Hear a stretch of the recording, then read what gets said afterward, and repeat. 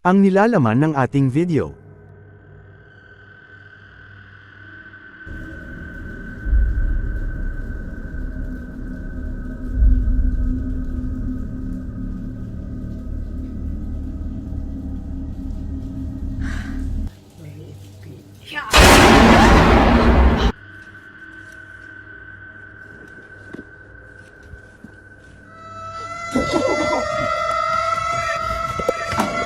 Mula sa mag-asawang inatake ng alien hanggang sa aswang sa building, naririto ang 7 video na siguradong hindi magpapatulog sa inyo ngayong gabi. Pero bago ang lahat, huwag kalimutang mag-subscribe, i-like at pindutin ang notification bell para lagi kang updated sa ating mga bagong video.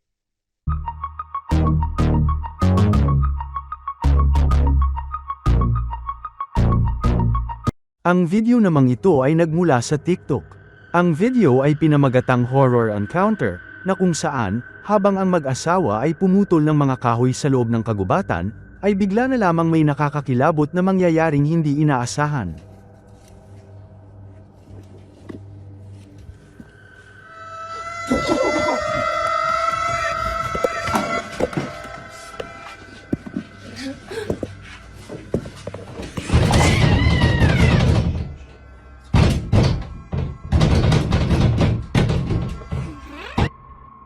Bigla na lamang silang nakarinig ng misteryosong ingay mula sa paligid.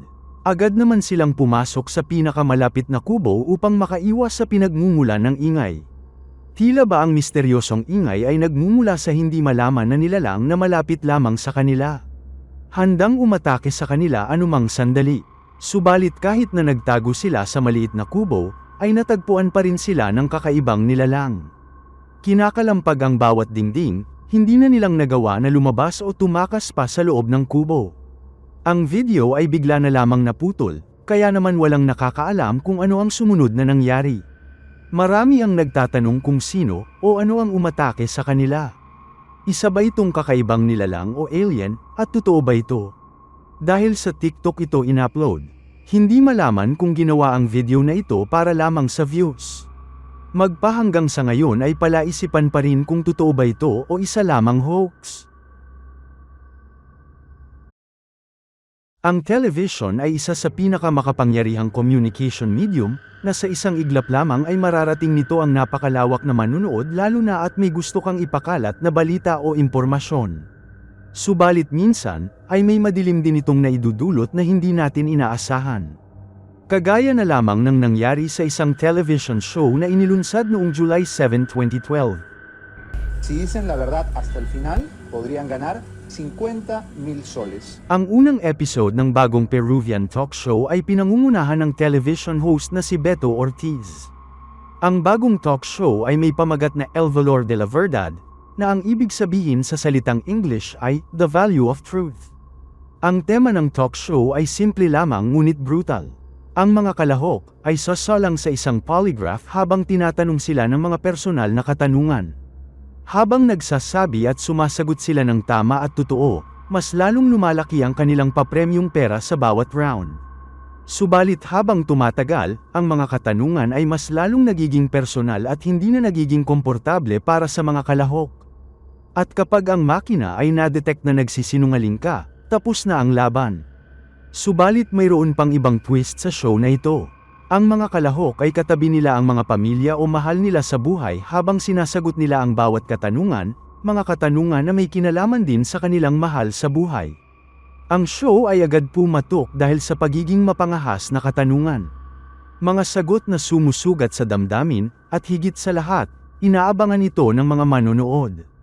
Ang naging unang episode ng bagong talk show na ito ay kakaiba dahil hindi pa nila ito napapanood sa television kailan pa man. Ang unang sasalang na kalahok ay si Ruth Thalia Saya Sanchez, isang 19 years old na isang call center worker. Sumali siya sa show dahil sa pangarap nitong maging sikat upang magbago ang buhay nito. Sa loob ng studio, ay katabi niya ang kanyang mga magulang at ang kanyang kasintahan na si Brian Romero Livia. Si Ruth ay lumaki na mahirap, at ang pinapangarap niyang cash prize, ay inaasahan niyang magpapabago ng kanyang buhay. Kaya naman ito ang naging dahilan niya kaya siya naging open sa bawat tanong na tinatanong sa kanya. Kahit na masakit ang katanungan, ay brutal niya itong sinasagot ng katotohanan. Mayroon ngang katanungan na sinabi niyang pinangarap niyang maging maputing lahi. Sinabi din niya na madalas niyang ikinahihiya ang kanyang mga magulang.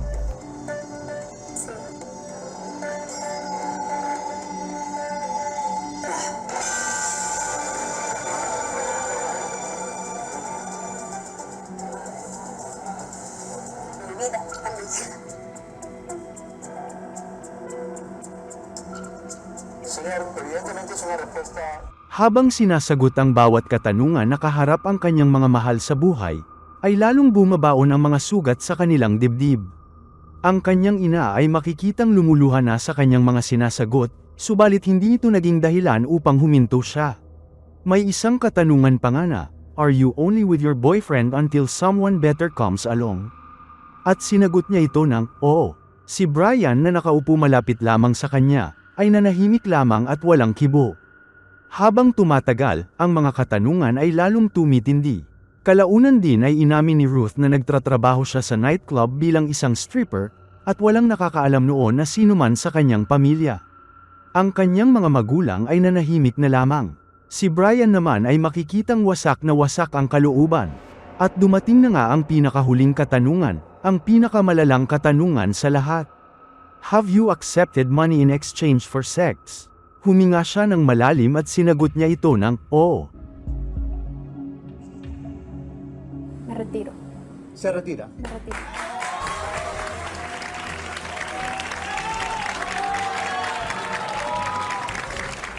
Tatlong katanungan na lamang at makakamit na niya ang grand prize.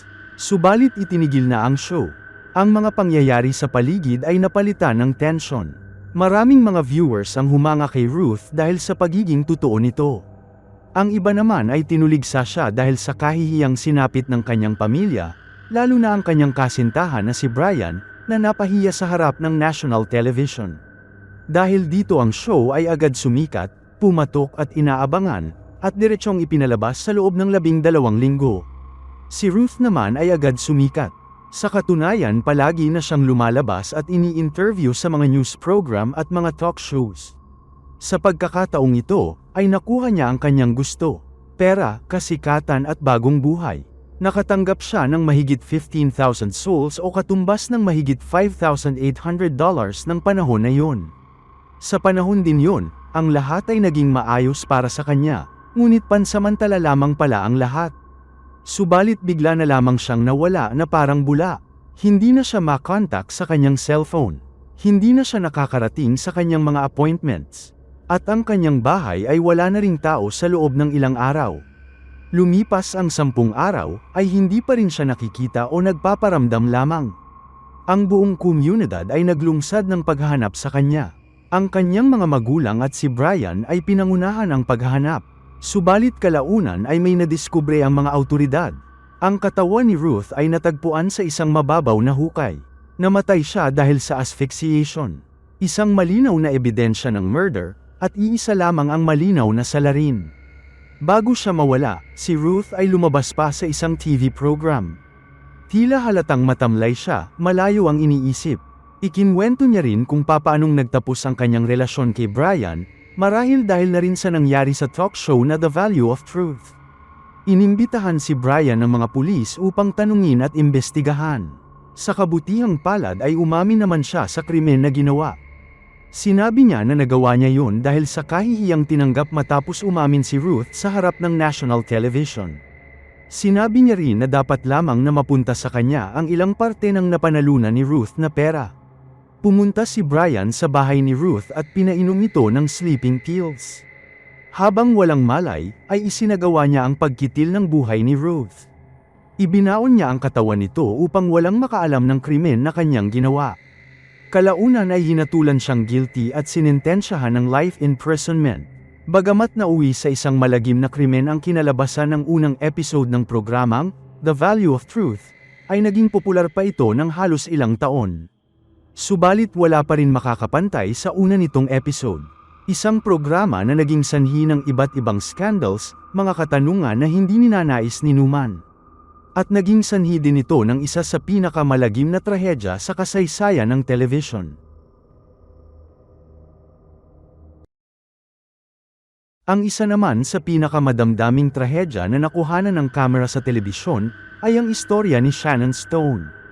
Noong July 7, 2011, si Shannon noon ay nasa 39 years old at isang bumbero, ay isinama niya ang kanyang batang anak na lalaki na si Cooper sa Texas Rangers baseball game sa Arlington. Ito ay dapat na mahalagang araw para sa mag-ama, isang masayang alaala upang alalahanin ng mag-ama. Bago pa man ang game, ay huminto pa ang mag-ama sa isang local sports store upang ibili ni Shannon ang kanyang anak na si Cooper ng isang baseball glove na kanyang gagamitin kung sakaling magawi sa kanila ang bola. Ang kanilang napiling upuan ay napakagandang spot, medyo malapit sa palaruan. Habang nagsisimula na ang game, ay bigla na lamang may hindi inaasahan na mangyayari. Panoorin ninyong mabuti.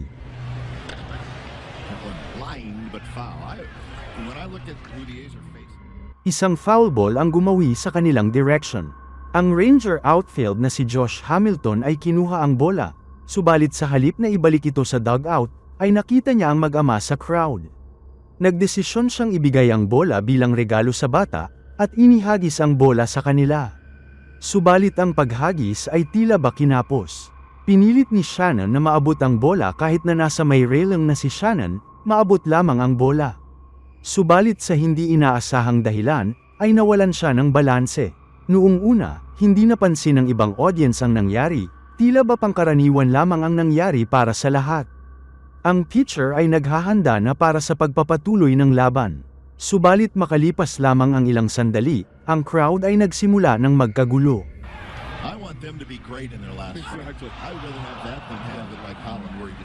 Ang lahat ay nagsisigawan, ang iba ay naku-confused, nagulat. Bigla na lamang ihininto ang laro. Ang mga announcer din ay walang kaalam-alam kung ano talaga ang nangyayari, hanggang nakarating sa booth nila ang tunay na nangyari. Got a lot of energy built up. I think somebody fell out of the stands in left field trying to field a baseball guy. Well, this is it. That's why there was time taken. Ang lalaki sa footage ay walang iba kung hindi si Shannon Stone. Nang inihagis ni Josh Hamilton ang bola upang ibigay sa kanila, ay kinapos ito kaya pinilit itong maabot ni Shannon. Bagamat may railing, ay aksidente pa ring nahulog si Shannon. Nawalan siya ng balanse at tuluyan ng bumagsak. Nahulog si Shannon ng tinatayang 20 talampakan at dumiretso sa konkretong flooring, na kung saan ay nauna ang ulo ni Shannon. Hindi gaano makagalaw si Shannon subalit may malay pa rin ito. Subalit may kakaibang bagay na nangyari na naging palaisipan sa iba. May sinasabi siya sa rescue team habang siya ay inilalabas na, "Please check on my son. My son's up there by himself." Ang simpleng katagang yon ay nagpapatunay lamang kung gaano siya kabuting ama, naging mabuting ama hanggang sa kanyang huling sandali. Bagamat may malay pa siya at nakakapagsalita, ang mga paramedics ay nakakakita ng pag-asa. Ang kanyang utak ay gumagana pa ng mga oras na yon. Subalit ang totoo, lubhang napinsala na pala ang kanyang utak. Bago pa man siya makarating sa ospital, ay idineklara na siyang dead on arrival. Kalaunan ang mga doktor ay nagpaliwanag na si Shannon ay nakaranas ng tinatawag na lucid interval. Isang kondisyon na malinaw pa ang kanyang pag-iisip ng konting sandali, subalit ang kanyang utak ay lubhanang napinsala sa loob ng ulo. Hanggang sa ngayon ang iniwang alaala ni Shannon ay patuloy na pinaparangalan bilang isang mabuting ama. Sa katunayan, ipinagpatayo siya ng rebulto sa Rangers Stadium, kung saan nagtapos ang kanyang buhay alang-alang sa kasiyahan ng kanyang mahal na anak. Hanggang sa ngayon ay nakatayo pa rin ang kanyang rebulto, hindi lamang parangal sa isang tao, kung hindi sa isang ama na handang ibigay ang lahat, mapasaya lamang ang anak. Isa din itong paalaala na kahit ang pangkaraniwan at simpleng bagay o pangyayari, ay maaaring mauwi ito sa isang malagim na trahedya. Ang video namang ito ay nagmula sa YouTube channel na Exploring with Josh. Sa partikular na video na ito, si Josh ay naglakbay papuntang Japan upang pasukin ang isang kilala at tanyag na gubat na tinatawag nilang Aokigahara Suicide Forest. Ang gubat ay kilala sa buong mundo bilang gubat ng mga nagpapatiwakal. Ang nasabing gubat ay lubhang kinatatakutan dahil sa reputasyon nito na maraming buhay ang kinuha nito sa loob ng maraming taon. Welcome everybody. You already know, I've been pushing through the limits, going to all these crazy places around the world. And right here, we're in one of the most well-known, talked about places for people who commit suicide. It's right here in Japan, the Akigahara Forest, also known as the Sea of Trees, also known as Suicide Forest. Many Japanese people believe that this forest has an association with angry ghosts.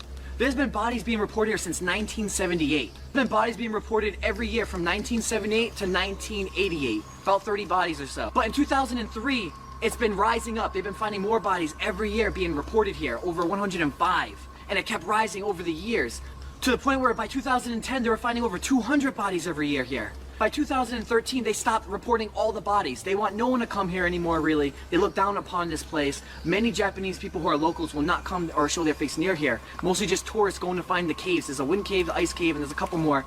And then there's Mount Fuji itself, which is located right here. I mean, it's honestly a sad place to be. I want to go explore as much as I can here. Habang nag-e-explore sila sa pinakapusod ng kagubatan, ay may nakita silang nakatawag ng kanilang atensyon. Right here. Oh no, oh my god, it keeps going. What? Well, someone left an umbrella. Holy sh... Alright, got an umbrella. Yeah, but see, it could be honestly more. It could have been like someone who was like, screw it, this is it. I want to use an umbrella right now because I'm soaked, but I don't want to use that one. You know what? You want to go down there more and then follow the track just in case they might have went down there? Stick through here. But we're just going to see if we can find anything. The compass is working right now? Yeah, compass still works. Okay, good. Alright, we're using a compass to get our way out. Right now we lost all signal on our phones and everything. What's so cool about it?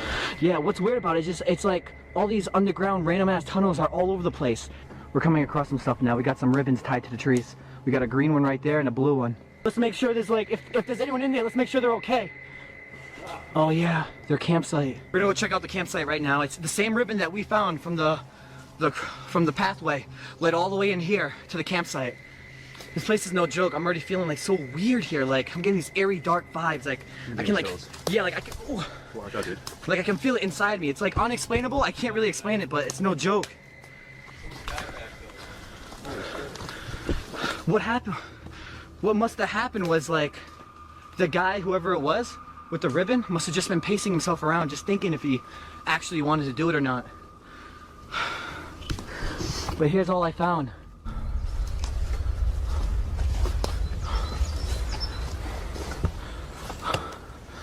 What is all that? Had a campfire here.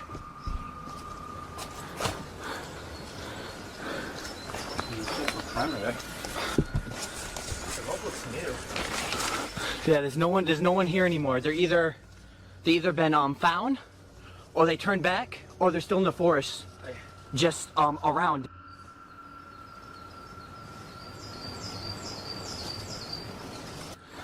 We just found this shoe. Now this shoe had been here for well over 5-6 years. There's moss completely growing on the shoe.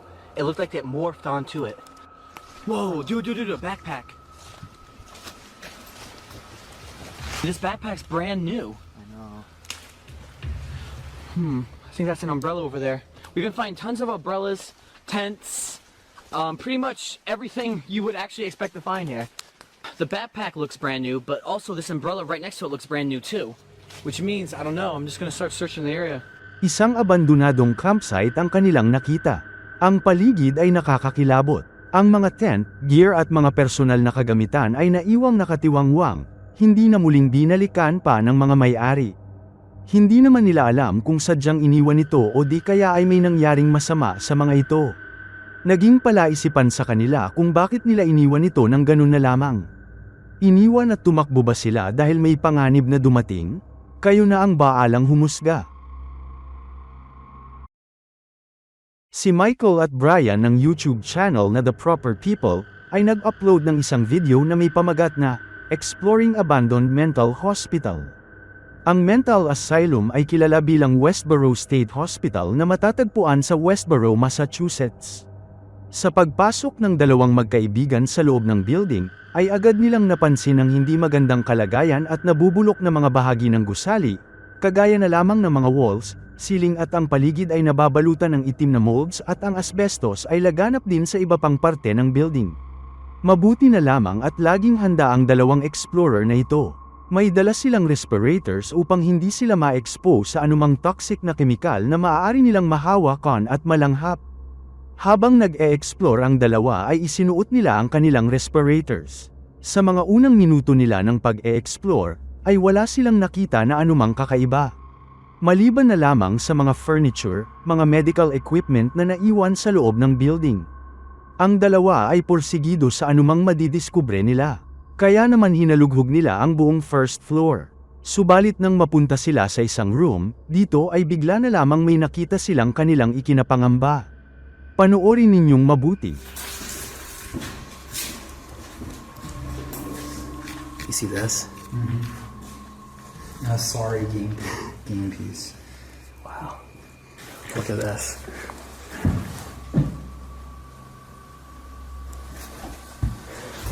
Keep it down. I heard a door squeak. You heard that, right? It's not windy. The wind is completely still.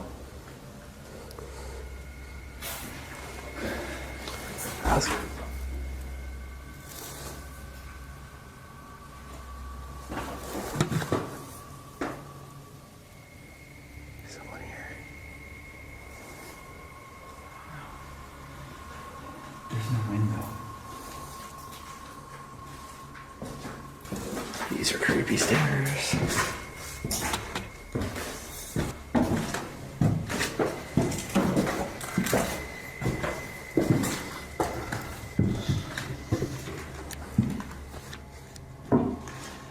There's nothing up here. Matapos makarinig ang dalawa ng pag-init ng pintuan, ay agad nilang pinuntahan ang pinagmumulan ng ingay. Sa loob ng ilang minuto ay nanatili sila sa kanilang lugar upang hanapin ang pinagmumulan ng ingay. Ayon pa sa kanila, ang ingay na kanilang narinig ay hindi kagagawa ng hangin dahil walang hangin na dumadaan sa bintana ng mga oras na yon. Indikasyon lamang ito na may nagtatago sa loob ng building, at siya marahil ang pinagmula ng ingay na kanilang narinig.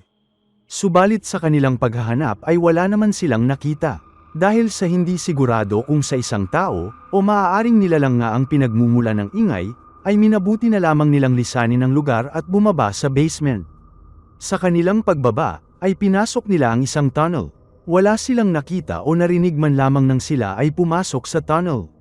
Subalit nang pumunta naman sila sa ibang parte ng building na hindi pa nila napupuntahan, ay muli silang may ma-encounter. There's our chairs just chilling for us.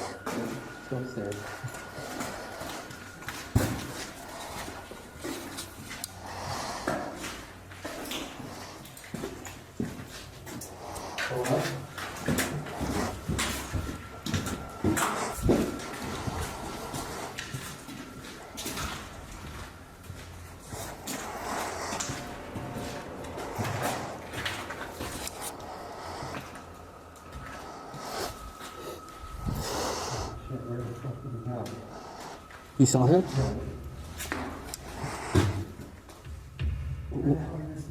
What did he look like?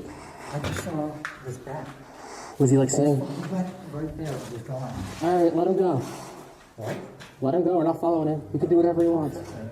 I know it's weird, but let the guy do his thing. It's not, he physically couldn't have disappeared that way. He's a ghost. Well, if you're listening to us, dude, you're really good at disappearing. Nang makita nilang may naglalakad sa loob ng isang room, ay agad silang pumunta upang tingnan ito. Subalit pagpasok nila, ay bigla na lamang itong naglaho marahil pumunta ito sa tunnel. Sinubukan nilang pumunta muli sa tunnel upang hanapin ang kanilang nakita, subalit nagbago ang kanilang isip. Inisip nila na maaaring nagtatago ito sa tunnel at may posibilidad na may dala itong armas na magdadala sa kanila ng kapahamakan. Kaya naman nagdesisyon na lamang silang umakyat sa itaas ng bahagi ng building. Sa loob ng 20 minuto ng kanilang pag-e-explore, ay hindi na nila muling nakita o na-encounter ang tao. Nang tumagal, nang wala na silang muling narinig sa paligid, ay muli silang bumalik sa tunnel. Nagbaka sakali silang wala na doon ang nagtatagong individual. Subalit eto ang sumunod na nangyari. Panoorin ninyong mabuti. It's cinder blocked off. They closed off winds as it was open. We're gonna have to go through that tunnel that the other guy went through. You're right. This just makes things more difficult. Yeah. Just let us explore it.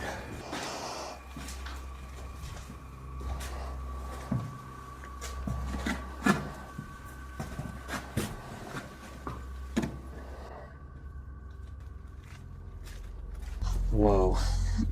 This is a mess down here. I'm just gonna peek around this corner. Oh, there's somebody there. Hello? Hi. Hey. No. Did we see you before? Are you the guy we saw before? Yeah. You mind if we shoot video? We can blur your face if you want or anything. Sure. Yeah. All right.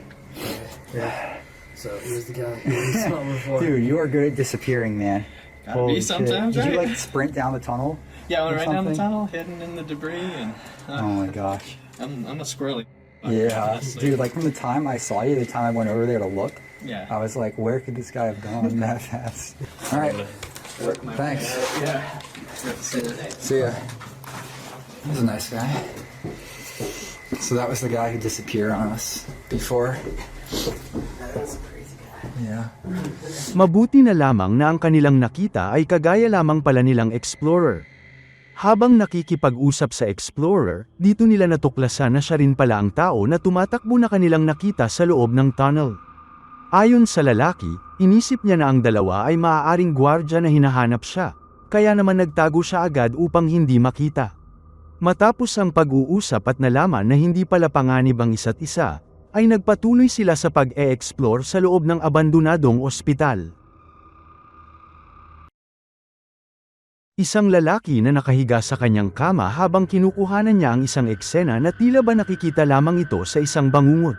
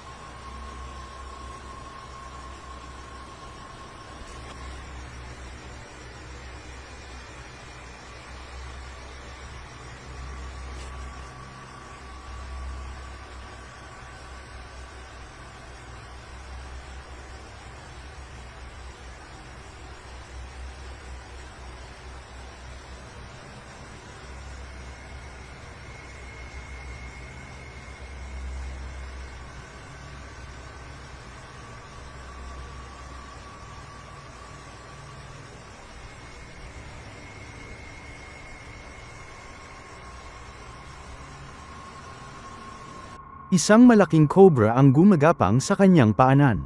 Kinuhanan at idinukumento ng lalaki ang paggapang ng cobra habang hindi siya gumagalaw, dahil sa isang maling galaw, maaaring tuklawin siya ng ahas.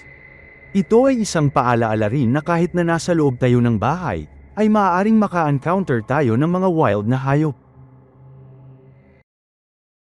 Ang nakakatakot na video namang ito ay nagmula sa YouTube channel na True Horror Stories POV, na kung saan, matapos binisita ng isang babae ang kanyang kaibigan sa kanilang bahay, nang papalabas na siya ng building, ay bigla na lamang may nakakakilabot na mangyayari sa kanya.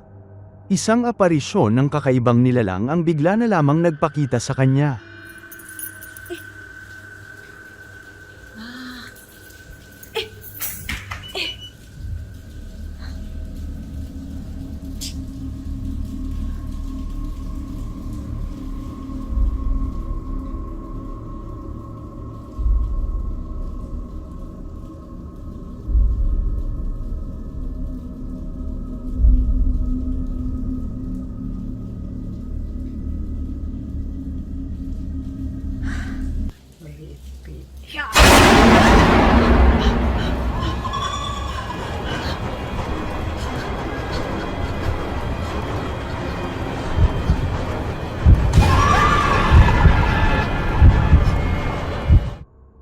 Nang malaglag ang susi sa flooring, nang pinulot niya ito, mula sa kanyang likuran, ay nakita niya ang lumulutang na mga paa.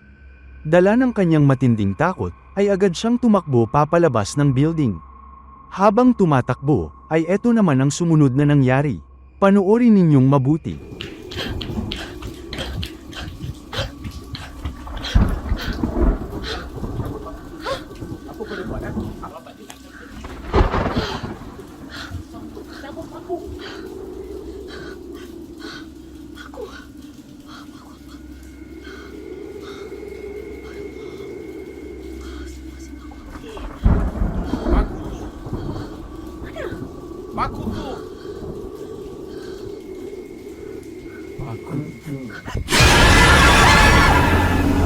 Maraming salamat sa panonood, hanggang sa muli nating kwentuhan.